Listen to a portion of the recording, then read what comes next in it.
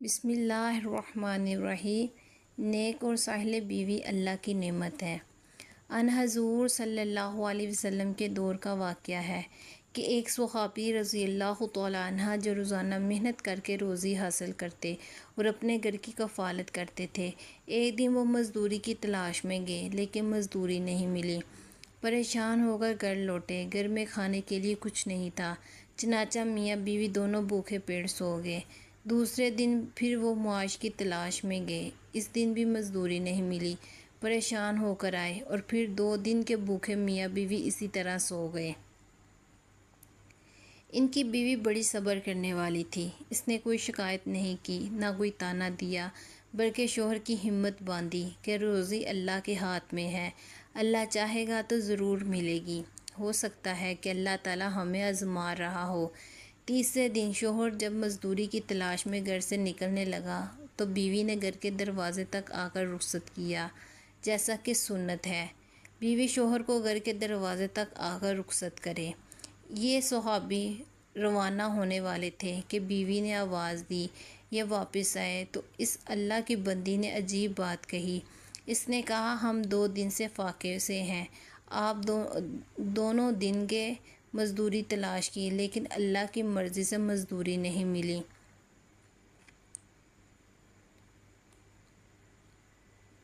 آج آپ پھر جا رہے ہیں، ہو سکتا ہے کہ آج پھر آپ کو مزدوری نہ ملے، تو مجھے یہ اطمینان تو ہے کہ آپ اپنی عزت کے لیے کبھی کوئی غلط قدم نہیں اٹھائیں گے، لیکن ہو سکتا ہے کہ میری محبت میں مجبور ہو کر کوئی حرام لقمہ گھر لے کر آ جائیں، تو آپ کو اللہ کی قسم ہے کہ آپ میری محبت میں ہرگز ایسا نہ کریں کہ کوئی حرام لقمہ گھر لے کر آ جائیں۔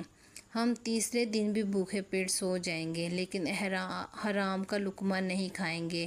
آپ سوچئے، اس صحابیہ کا ایسا ایمان تھا اور ان کے لیے ایسے جذبات اور احساسات تھے۔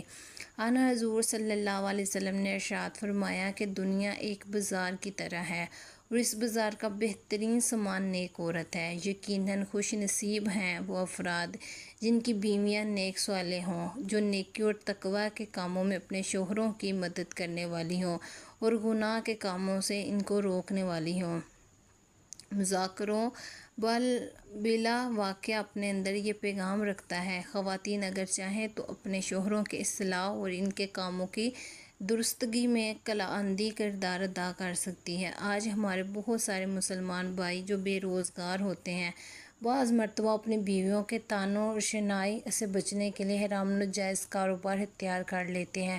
اگر ہماری مائیں بہنیں مشکل حالات میں صبر و اعنات اختیار کریں تو شکوہ و شکایت کرنے کے بجائے اپنے شوہروں کی ہمت باندھیں، ان سے صاف صاف یہ کہہ دیں کہ ہم فکر و فاقہ تو کر سکتے ہیں لیکن حرام کا لقمہ اپنے اور اپنے بچوں کے پیٹ میں نہیں، تو عجیب نہیں ان کے شوہر غلط راہ پر چلنے سے رک جائیں۔